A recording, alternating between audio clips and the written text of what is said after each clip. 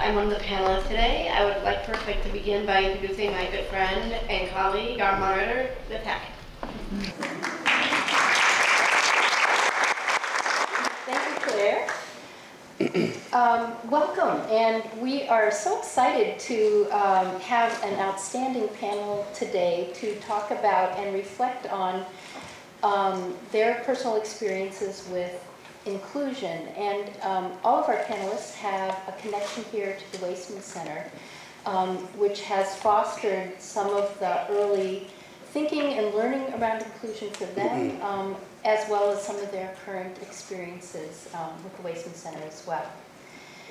My name is Liz Hecht, and I serve as the specialist for public policy and systems change for the UCED, which is within the Waisman Center. The UCED is the University Center for Excellence in Developmental Disabilities. And the UCED is hosting the seminar for you today. Part of our mission, and the mission of the Waisman Center, includes working in the area of public policy and improving the lives of people with disabilities, particularly broadly, but also supporting policies and informing policies that do that as well. Our format today will be, we have 4 questions, and the panelists will address each question one at a time, and then we'll go on to the next. We will leave time at the end for questions and discussions, so if you could hold your questions until then, we would appreciate that. So our panelists are each going to introduce themselves and then begin by telling you a little bit about their lives, the work, and the community in which they live. And while they're doing that, we'll have some slides running for you to see a little bit more about them. And Claire, do you want to begin? Well, obviously you all know my name. I'm Claire, by the Claire to many, Claire to just some. My life is a kaleidoscope of wonderfulness. I grew up in Madison, and I moved away once to the East Coast, moved right back again. I love Madison. I love this community. I grew up here, so it's natural that I would find myself the most successful here.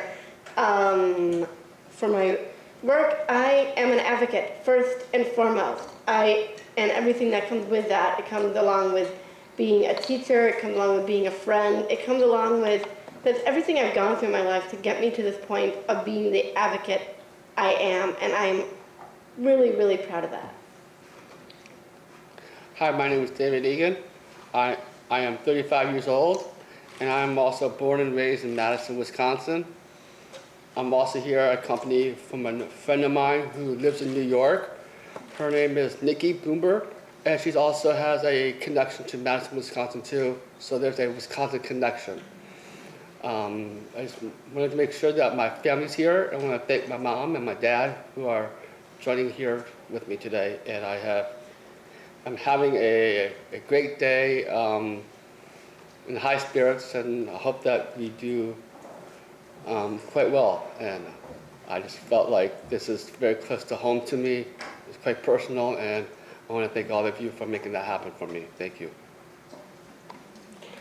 Hi, I'm Jeremy Hillman. I'm 31, born in Colorado, raised in Colorado, as well as Madison and Stoughton over the years. I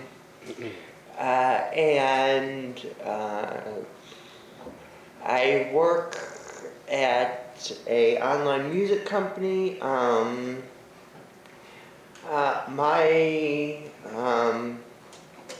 a 31-year-old computer geek. Not used to, been a while since I've done something like this, so I'm kind of, and I really like being involved in community.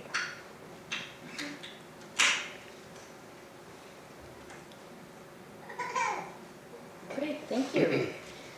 So let's go on to our next question. And Claire, if you could start and talk a little bit about what has contributed to your success from both a personal and a policy perspective. I think the biggest part of the personal was being back in Madison.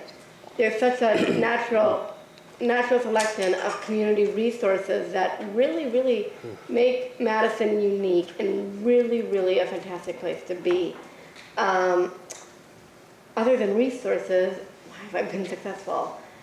I've always pushed myself, no matter what part of my life I've been in or anything I've done. I always wanted more, I always knew what I wanted, and I always went for it.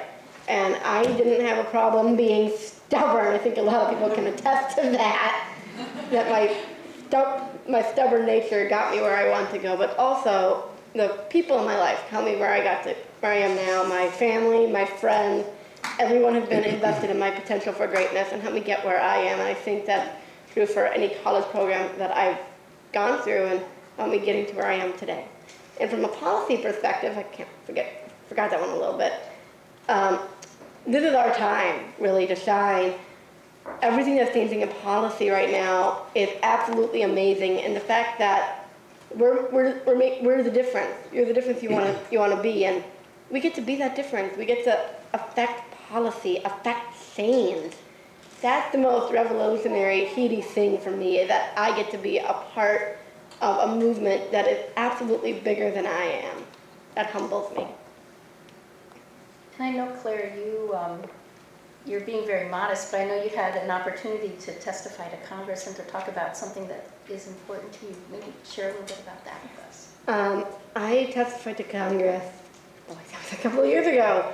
I spoke to opening more post-secondary education opportunities for people with intellectual disabilities. And it was a heady thing. It was amazing and a lot of fun, and it's something that I'm never going to forget for the rest of my life. Thank you. David, do you want to go next? Sure. My name is David Egan. Thank you, Liz, for inviting me to speak at the Wiseman Center. It means a lot to me because it feels like coming home. I was born in Madison, Wisconsin in 1977, and I went to the preschool here at the Early Childhood Center when it first started in 1979. I am 35 years old and the oldest of four living in Vienna, Virginia. I work as a clerk in a competitive job in the distribution center at Booz Allen Hamilton. It's a consulting technology management firm, just for one of you to know. I've been employed for the past 18 years, starting as an intern and then as a staff employee with full benefits. I'm treated like any other employee in the company. In my academic activities, I'm an eager advocate for the causes of people with intellectual disabilities. I've been involved in many events at the local, national, and international levels, raising awareness and promoting initiatives to improve the lives of those us who have an intellectual challenge. I am very proud to represent people with intellectual disabilities when I speak to Congress and when I serve on several committees and on boards. Being a self-advocate made me gain confidence. I have a mission. Inclusion is also important to me and to many others like me who do not want to be hidden. We want to be part of our community, contributing our part and reaching our full potential. I enjoy being involved in the community, not only at work or in sports events, but also as a leader, changing the way people think of us, removing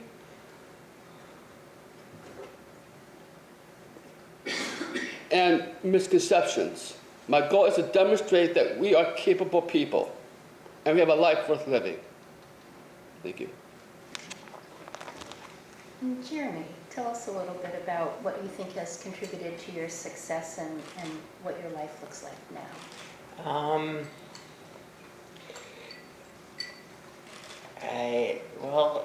As far as what's contributed to my success, one thing: community. That's not just one. The Lovedale and the Lovedale community, our church community, friends and family,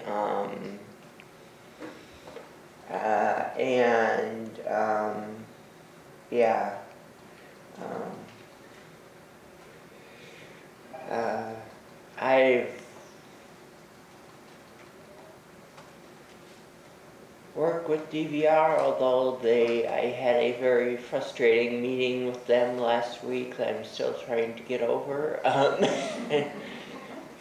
So they have been more and less helpful, sometimes more, sometimes less.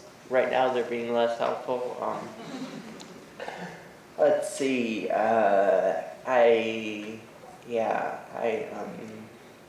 church community,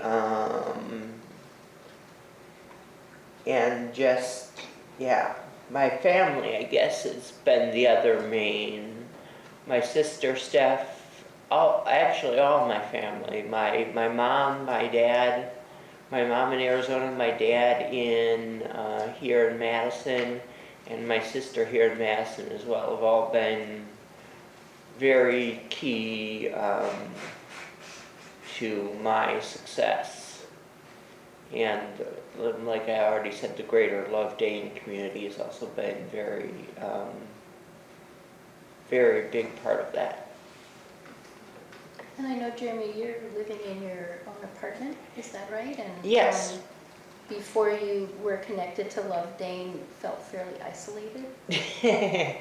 It's an under, I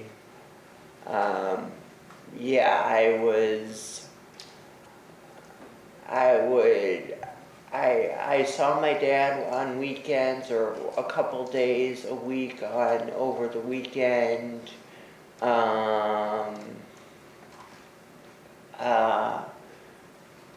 Went to church, did stuff, and then I would go home and not leave my apartment for days at a time, and in fact I would leave maybe 1 or 2 times per week other than seeing my dad. So now, lately, it's more, when I'm home, I leave my apartment daily or almost every day, sometimes multiple times a day. I have multiple things per day. So it's been a wild but wildly enjoyable ride from completely miserable and feeling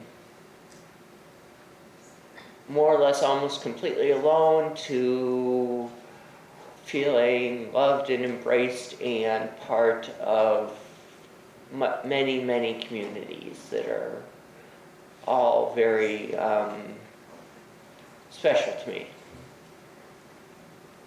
Great, thank you.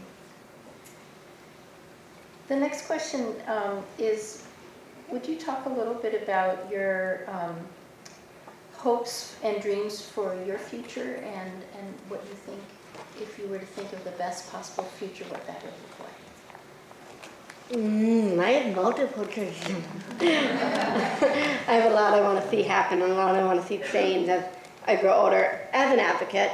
But actually one of those dreams just became a reality. I am going to be a degree student. I am starting at METC this fall in the early childhood program, and hopefully by the time I'm 30, I will be walking across a stage, hearing my name and getting my degree. So that's pretty exciting for me. I also have dreams of a big life for myself.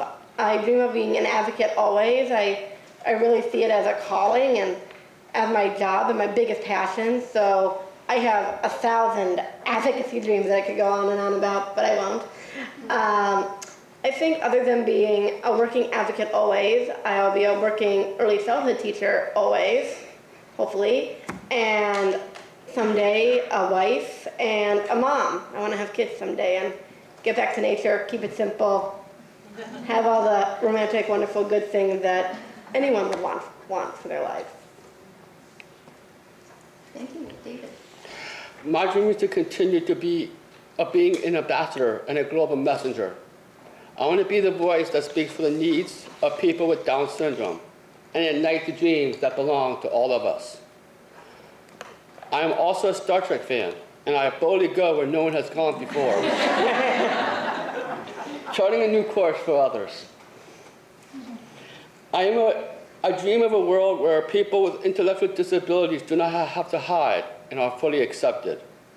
I dream of a world where misconceptions are taken away and we better understand the capabilities of people with Down syndrome rather than focus on what is missing or what is wrong. I used to ask my mother, when will I get rid of this Down syndrome thing?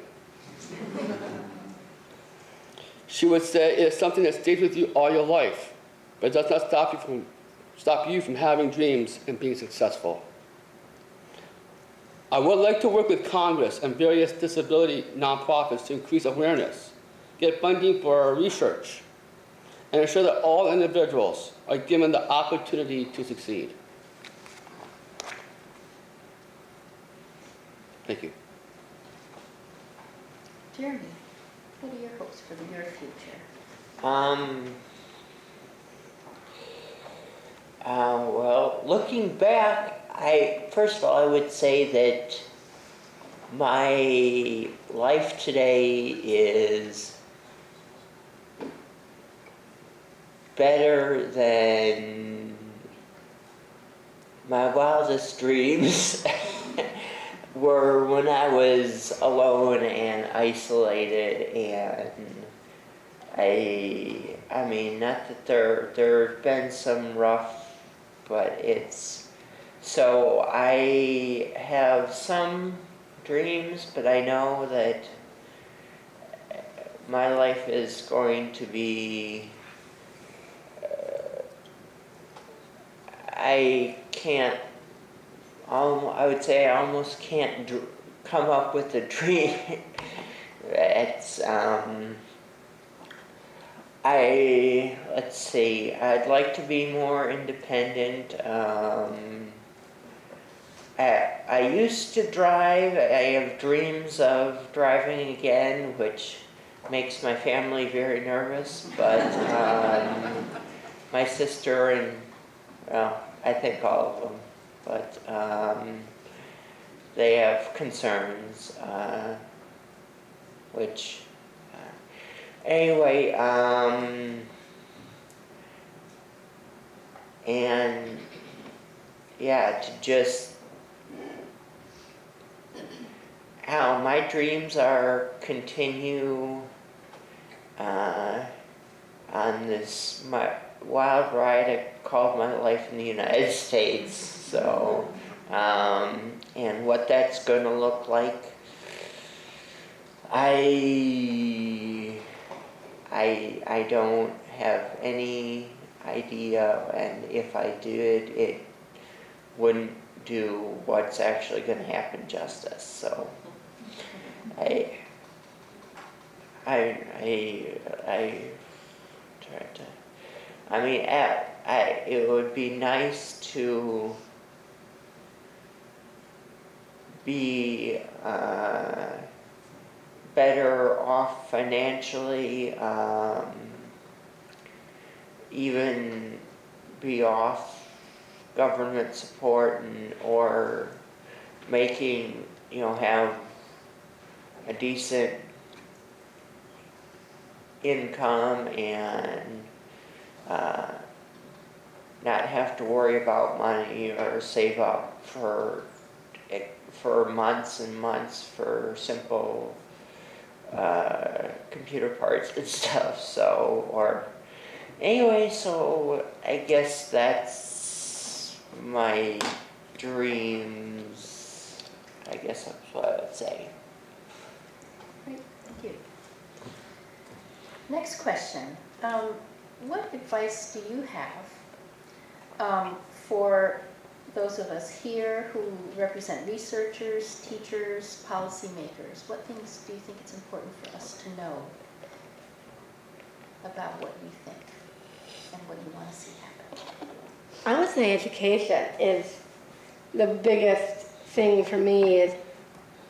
It starts young. It starts really, really young. And I feel very fortunate that I've had the chance to be a part of the YSAP program here at the Wiseman, because I get to know these incredible kids, these really extraordinary, incredible kids.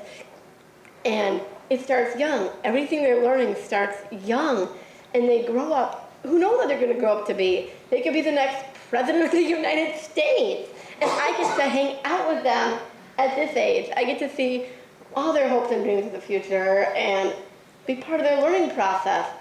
So for me, it starts young. And starting young with any kid, with or without disability, is phenomenal. I want to stress the importance of IEPs as they grow older. Stay involved. Stay involved. You're your kid's best advocate. And the kid is your best advocate. It's teamwork. It's working together to ensure that kid's future. I believe that IEPs need to be self-directed. So by the time they're 12 years old, they should be self-directing their IEPs. It should be a conversation about what they want, what they see for their future, and take it from there. The IEP process should be about the kid, first and foremost. No more talking in the third person. First person conversation, include the kid in the conversation, because it's their life that you're sitting around talking about and making decisions for, and they should be directing their services. I want to see post-secondary education windows blown way out. Let that glass shatter, because if we can get these kids to really think about education and really find the transcendence for themselves, they could be doing such amazing things. But they have to be not guided. They have to know that the opportunities are there to be able to find them. So I want any kid who dreams of going to college, I want that to be a reality. I want them to be able to apply and have the opportunity to try. And if that's what they want, let them have it. For me, it's about their potential and what they can do with their potential. Every kid I meet, every person I meet with a disability, I can see the diamond in the rough in them. I can see their talent. I can see them sparkle, and I can really know that they can really shine. And I just want that. I want a better world. I want a lot of things, but I really want to see the scope and the face of education to change as I get older. Great, thank you. David? First and foremost, I want to thank you all for all that you do, and we need each other. We, the people with intellectual disabilities, offer researchers opportunities to study how the brain works, what helps us succeed, what is different about us, but also what is alike. I was recently so excited when I read about Dr. Anita at the Weizmann Center that is using stem cells to study what happens on a cellular level with people with trisomy 21. I believe that there are many benefits that can come out of analyzing the genetics of people with Down syndrome that will help unlock hidden secrets that will benefit all of society. For teachers, I would say don't on us. You may need more patience and persistence, but you get rewarded as we make tangible progress. I also would say we need you to believe in us and have expectations. I believe that self-advocates have an inside understanding of what it means to have an intellectual disability. And we have a perspective that matters. I think it's important to engage us in your discussions, especially those among us who know the issues from life experiences. I might not be the best guy to design your experiments, balance your budget, or writing a strategic plan, but I am the guy that wants to be fully engaged in the priorities and the process of achieving meaningful goals. I have a unique perspective.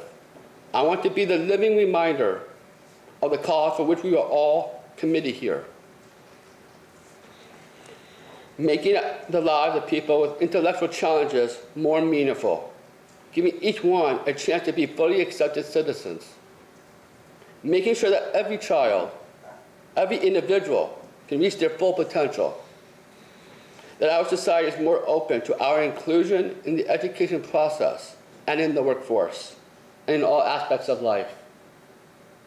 The contributions of self-advocates will strengthen every organization and have a positive impact on the lives of people across our nation, where inclusion, dignity, and respect become the norm, and not the exception. Thank you. Jeremy?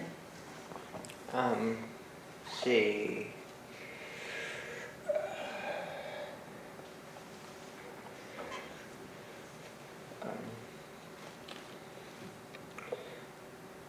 Well, I'll start with what I have already thought of for you. I guess I'll start with policy advice to policy makers, and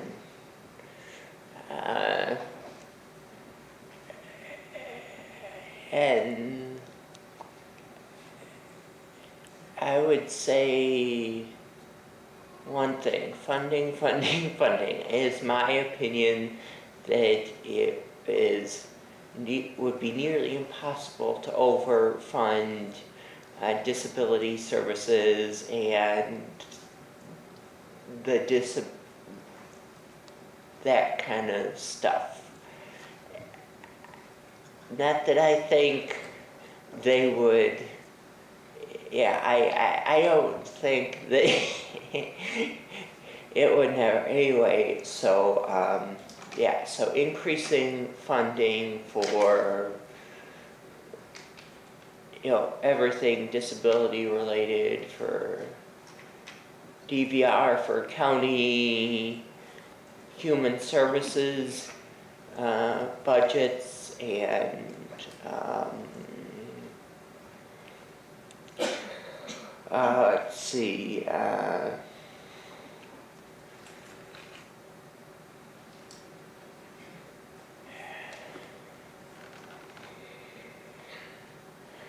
As far as researchers and teachers, I'm scratching my, having trouble thinking of some. When we talked earlier, you talked a little bit about technology and. Oh, yes, and also, yes, thank you, Liz. Yes, we had a conference call a couple weeks ago to prepare, and it's been long enough that I kind of forgotten everything that was said on the conference call. So yes, thank you for. So anyway, yes, another for teachers and policymakers, I would say that. Another thing that I firmly believe in, it could have huge benefits, is use of technology of all kinds for, or all forms for people with disabilities. And yeah, I mean, if I don't even know what my life, when I was a kid, technology was very helpful, and that was, 15, 20 years ago, and, technology back then, and the technology I was using is nothing compared to what it is today. So with modern technology and, as far as, teachers go, computers, tablets, smartphones, for people that need that, like AAC and devices, and just, yeah, it's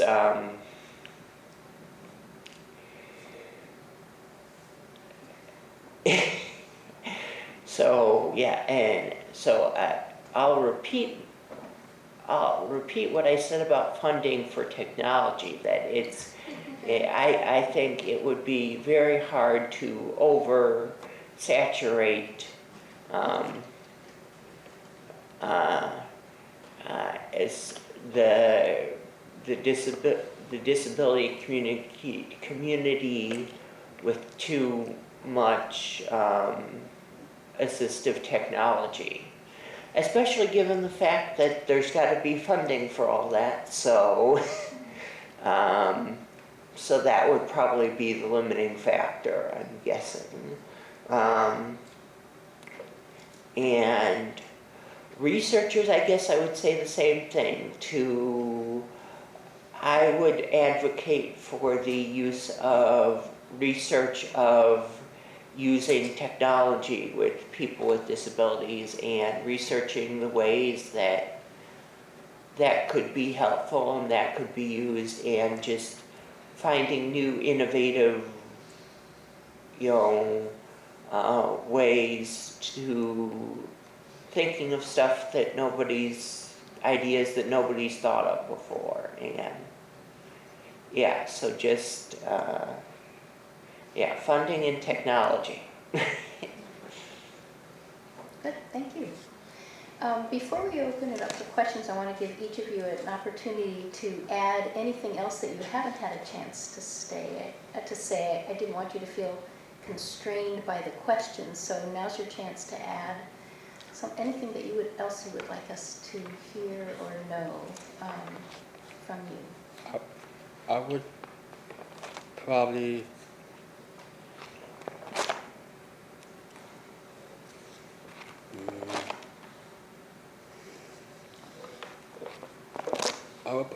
I would probably answer the one question I haven't really gone. I'm not sure. I think that'll be it. Okay. Claire, did you have anything else? I'm good. Okay, Jeremy?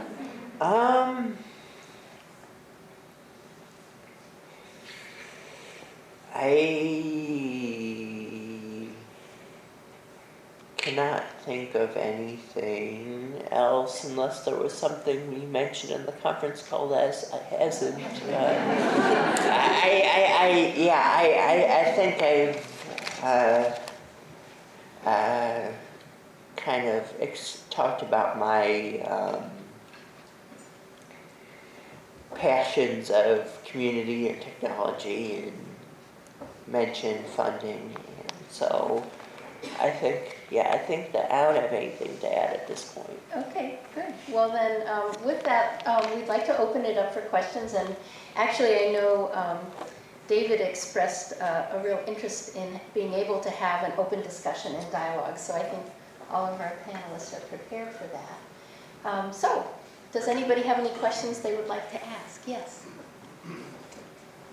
Hi, my name is Jennifer Pegg. I'm an accountant here at Racing Center.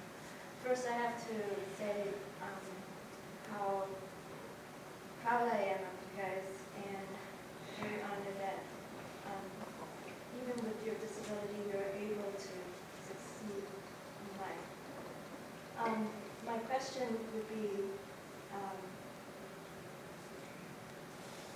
how do you overcome, or what type of methodology or tools have you used to help, assist you with some of your challenges? And are you only advocating for a specific disability, or you're advocating for all disabilities? To which one of us? Oh, anybody can answer. I advocate for all disabilities. It's not that's one specific for me.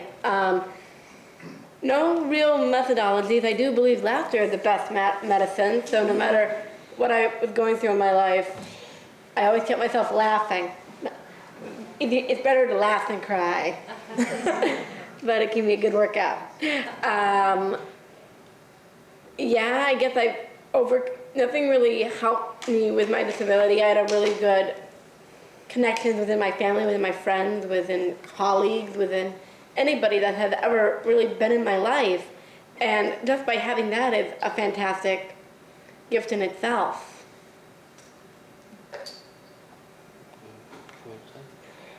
Sure, yeah. As far as what's helped, well, first of all, I'll address the advocacy. My personal knowledge and experiences with autism and autism spectrum, but I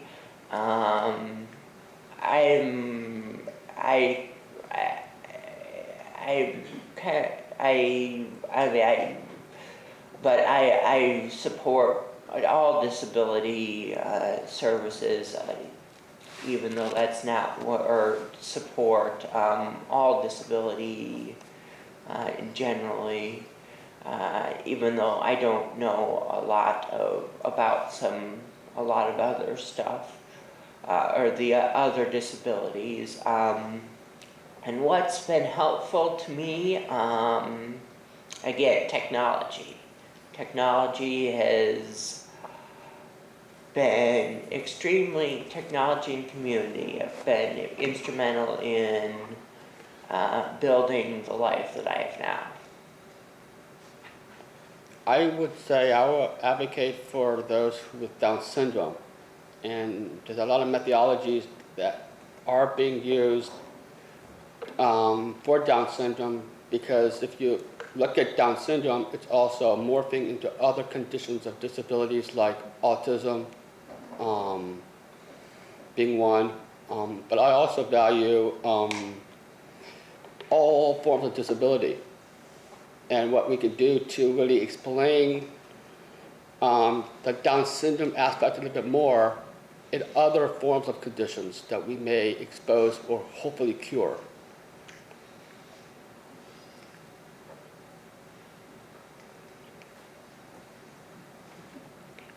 Dan?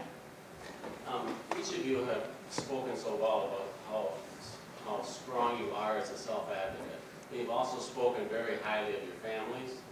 And I'm just wondering if you could offer a couple comments on how do you balance that, knowing what you want to do as a self-advocate, but then also listening to your family that probably, like any families have, they also have things that you want to do.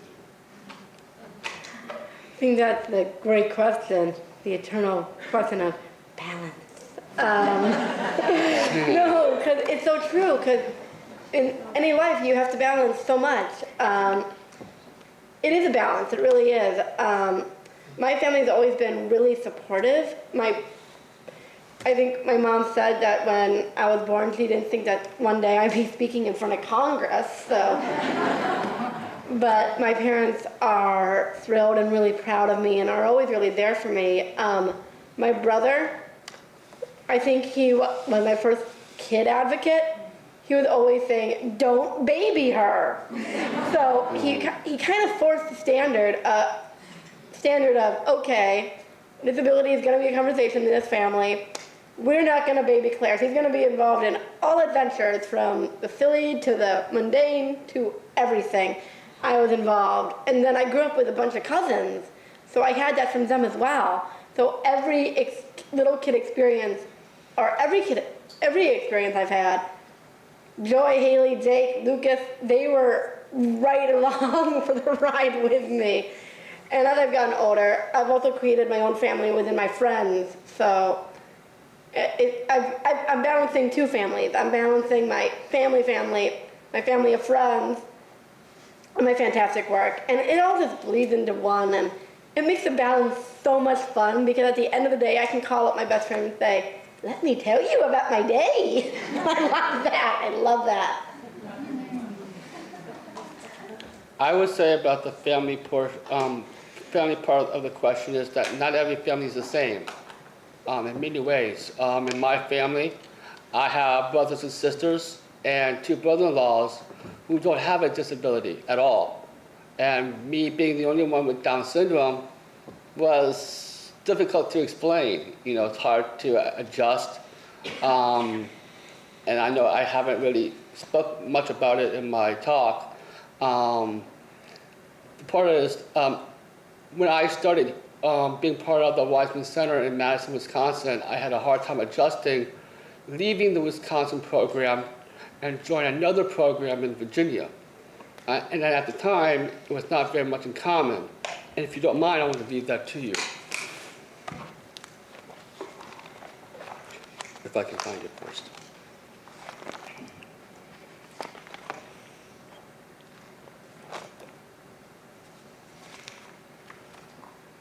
Okay, I know I've kind of went through it already, but if you don't mind, I didn't go through the whole whole part of it since I was asking other questions. Let me share with you how it all started and why I'm able to succeed. It did not all happen suddenly. It took many years to prepare. All through my journey, there were very special people. My mom and my dad, my sisters and brother, extended family, neighbors, friends, teachers, and coaches, and mentors who made a difference in my life. They helped me overcome obstacles. They have expectations that they take me seriously. The preparation for inclusion and a successful life starts in early childhood with people who care. It takes a team. All of these individuals helped me build social skills, confidence, independence, and determination to make some of my dreams come true. They also challenged me at a time to go beyond my limitations so as to reach full potential. Inclusion starts at home. In my family, I was taught that work is part of life. Early on, I helped with family chores, and I was not excused because of my disability. On the contrary, I engaged in all of the activities, the fun ones and the not so fun ones. In 1979, at age 2, I came here to the Weissman Early Childhood Program, where I experienced inclusion from day one in a mainstream preschool. There were 12 kids, and 2 of us had special challenges, one with autism and I with Down syndrome. The preschool made a difference in my social skills and the ability to interact and to express myself. I had a great time mimicking my friends, and I had to try hard to keep up. I learned to claw and hang on to things to make sure that I did not miss the fun. 2 researchers from the university, Dr. Anna Dula and Dr. Rita Holstein, filmed me once a month for a whole year to document my progress. I was happy to be on camera and helping with the research. By being on campus, Professor Lasky from the nursing school would ask if I was willing to have students listen to my heart, because I have a heart murmur. My heart makes loud noises, and it was good for the nurses to hear it.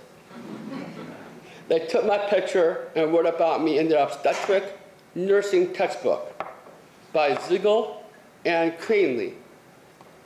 At age 8, we moved to Virginia. I had good and bad experiences. Mainstreaming was not a common practice in 1984. And it was a hard adjustment coming from a program in Wisconsin where I was mainstream with special education support. Things got better when we moved to Vienna Elementary School, where I met a great teacher. Ms. Zola was the best. We've stayed in touch, and a few years ago, she asked me to write the foreword to her book, Simple Successes. I recommend it.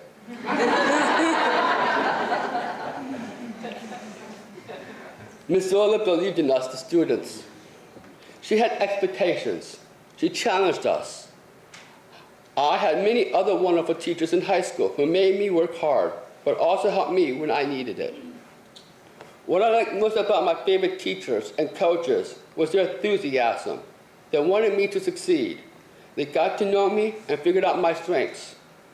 They knew how to keep me motivated and learning. The other reasons for my success was the opportunity to have an internship during high school that turned out into my current job that I've been doing for the past 18 years. The Bridges program opened the door for many adults like me to get experiences in the workplace. What helped me most was the attention of my mentors, who showed me how to be part of our team. The other thing that helped me succeed is Special Olympics. Sports had me build confidence, and I excelled in swimming. I was then given opportunities to travel the world and speak on behalf of others. Being a global messenger gave me a chance to be the voice of our needs and even get the attention of Congress. I was able to raise funds for improved education and quality of life. But most importantly, I was able to change the minds and hearts of many, to see us as one of them and not one among them. And I think, just to close on that, that hopefully answers your question. Yeah, that does. Thank you. What was the question again? Restate. Balancing off what you want to do in your life and what your family. Yes. Yeah, let's see. My family's always been very supportive of activities I want to do, or stuff I want to be involved in. They tend to be more concerned with my home life and with my work with computers and and my accumulation of said computers and like I mentioned, with my aspirations of driving and their concerns with that. So that's the kind of stuff that they're concerned with. As far as activities, if I say I want to do this, I want to do that, whatever, they pretty much all of them will support me in trying as best they can in doing their part to help me do that.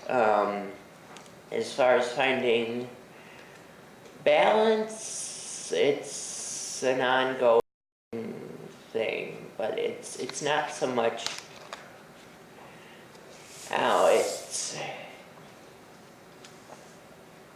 I guess my primary limiting factor is the fact that there's only 24 hours in a day, 10 of which I'm usually asleep. So, so it's more of a time than a balance issue. I just don't have time for, and all the stuff I already have commitments in my job and everything. So. Hi, I want to thank you all very much. My name is Ellen Samuels, and I teach here at the University in Disability Studies. And I have a comment and a question. My comment is to invite everyone to Madison's first Disability Pride Festival, which is this Saturday in Bridington Park. I have some flyers. And it is showcasing performers with physical and intellectual disabilities, and it's open to everyone. It's going to be really great. So it's this Saturday. I have flyers. My question for you is my friends and colleagues in the autistic self-advocacy movement tell me a lot that they encounter an attitude when they're out being advocates because, like you, they're articulate and express themselves well, that they get a response, well, you are the exception, right? You can advocate for yourself, but you don't know what it's like for other people with intellectual disabilities or on the autistic spectrum. So like the very fact that you're able to be so expressive and articulate and smart makes people discount that you can possibly advocate for the larger group of disabled people. I'm wondering if you ever encounter that attitude and how you, if so, how you respond to it. I'm not sure if I could touch on that. I think Okay. for those who can't advocate for themselves as eloquently as we have, for those who can't, I would say it's up to the organizations to advocate for them who have a more difficult time to express themselves. And for those who can, should do more. And hopefully be more of a valuable resource to all of you and many others around the country. I've encountered it. And, you know, what's always been interesting to me was I always had friends that were on Down syndrome spectrum and on any other spectrum as well. And the only thing that I walked away thinking was, well, that's your opinion on it. I'm of a different belief, but that's okay. That's how the world works. Sometimes you don't agree on everything. You have to agree to disagree. One thing, though, that I advocate for anybody, anywhere, anytime. If there's anyone with a disability, have an advocate in me. And for people that can't advocate for themselves, I just think to myself, I'm that voice. Everything that I'm going through that I'm advocating for is applicable to them as well. If they can't vocalize it themselves, I might be vocalizing it for them. And I'm giving them that. I'm giving them the knowledge that, hey, I'm going through that too. Man, she's really advocating for this. This is how I feel about it too. So, one world, one love, we're all one people. I'm advocating for everyone with a disability around the world.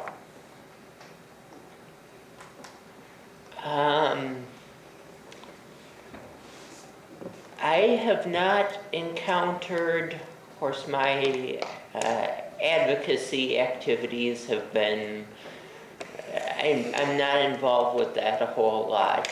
And I have not encountered that kind of reaction, but as far as speaking for knowledge of the local and state autism communities, I can say that I know many, many, many other people on the spectrum that are perfectly and well capable of advocating for themselves. And so I would, yeah, the fact that, oh, you're the exception, it's like, no, that's not true. I know a lot of other people that are perfectly capable of advocating for this themselves.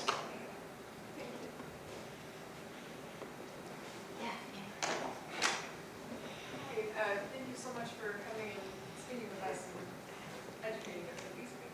I'm wondering, as you've grown and gone from sort of in a medical perspective, going from pediatric care transition to adult care, how much you feel that your medical providers sort of included you, or if you ever felt like it was sort of, you were saying, Claire, you're a third person, as opposed to really like doctors, nurses really engaging with you, including you in the decisions about healthcare.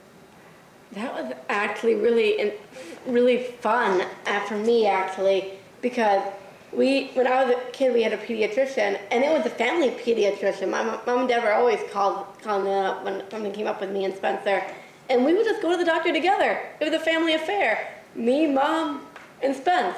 We'd all go. So if he had to get 2 shots in the arm, he got the shots, and I was right there trying to focus on something else or holding his hand. Or he held mine. I don't know. I was little. I don't really remember. But transitioning from that to an adult doctor, just as easy. I really lucked out with having really extraordinarily wonderful doctors and nurses who've always engaged with me and always liked talking to me and liked seeing me, and they do their thing, and we'd just carry on a normal conversation. They talk to me about school. They ask me what I'm singing in the swings these days, because my doctor would walk by and she would hear me singing. So we talk music and anything that just came up, we just talk about.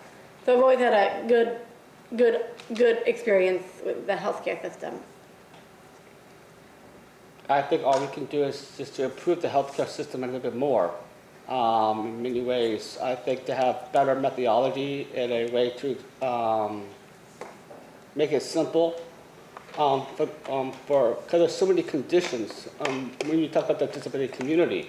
So my hope is that we can have Down syndrome be the magnet to hopefully cure other diseases that can be cured. I hope someday in my dream to have a cure for Down syndrome itself, and I hope that we're all are here to be committed for that. But it would be great to see how we unlock the secrets and be exposed to society at large. I have always been included as far as doctors all throughout my, was an active part of my treatment and care. And I also have been fortunate to work with excellent doctors and therapists and pediatricians, neurologists, and I transitioned to the adult system at about 17, 18 in high school when I first saw a psychiatrist and got my autism diagnosis at the late age of 17. So. We have time for one final question.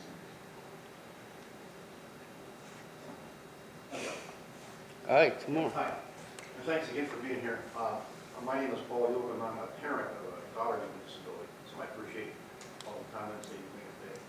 One of the things that we've had to deal with, and I work with a lot of other parents through the ARC Dane County, on attitudes toward people with disability. And I'd just like to hear from you, what do you think the pulse of the attitude toward people with disabilities is out there? How have you been treated attitude-wise? And do you think we have a ways to go on that, or what are your thoughts? I just say there's progress, and hopefully we can keep improving on that progress. Hopefully we can get as far as going past third base, going to home plate, kind of thing. Sorry, I have to use the sports example out of it, but I think we're doing quite well. And I'm not complaining about my disability or the people that I'm associated with. If you wanted to know, going back to the other question about the family involvement part, I had siblings that don't have a disability. And it would be quite interesting on how, when you talk about siblings, because not everyone has a disability, and some of them don't have one. And so I think that there would be a great progress on what we could do on the level of siblings related to a person with a disability. I could also give you one other example.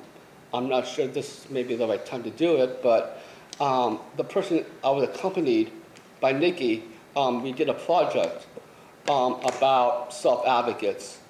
And I think there's something there in the work that she has done on how we could correct the misinformation about people of Down syndrome, but also other disabilities as a whole.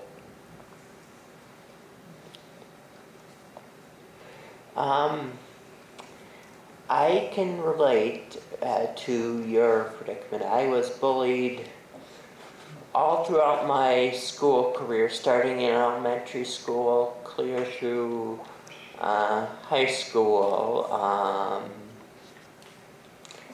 and it's difficult.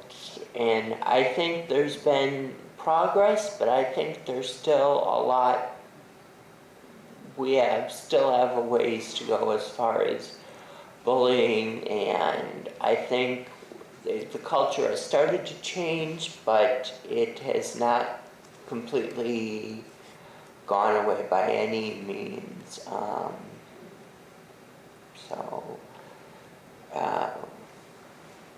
I have to agree with you. We have made a remarkable amount of progress, but it's not going away.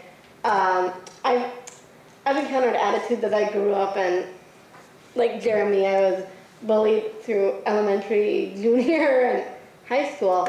But I muscled through it, and it taught me a lot of great lessons. It taught me that no matter what happens, no matter how bad it is, I know my truth, and I know who I am, and that's the best person I could be. No matter how many rumors were flying around me when I was a kid, I didn't care. I knew the truth. I knew what really happened, and the rest of it, nothing. I also grew up with a sibling who didn't have a disability, and he embraced me. My relationship with my brother is really extraordinary. And when any disability issues came up over the years, he was stepping up to the plate and knocking that ball out of the park. And not only was that fabulous, having that advocate within my brother, I found that within my brother's friends. They were always advocating for me, and I wound up having a lot of great friendships within my brother's circle of friends who became part of my circle of friends. So I got to grow up with these fabulous, amazing people that turned into being the best friends I've ever had.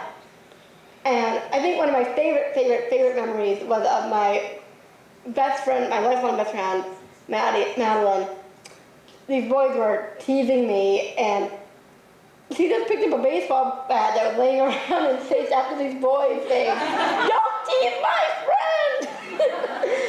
scared of the boy, you're ready to run home.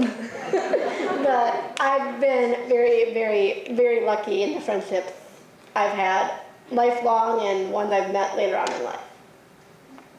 I'm sorry, I also would like to add, I think attitudes are healthy, regardless. But you have to know the balance between the both. And for people with disabilities, that's kind of hard. And having someone in your life, like my brother has done for me and my brother-in-laws, who I've gotten to know, it's always great to have. But if you think about it through society and different communities, they may address attitudes very differently. Not everyone.